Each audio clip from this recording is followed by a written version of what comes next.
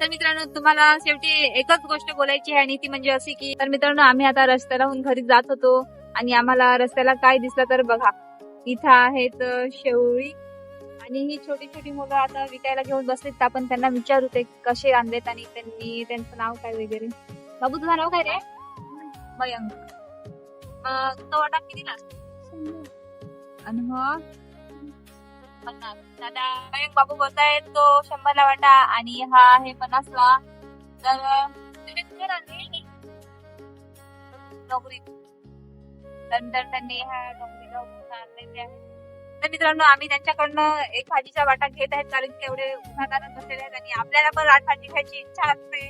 आमच्याकडे पण असते आम्ही पण घेऊन खातो पण आता आहे त्याच्याकडनं पण आपण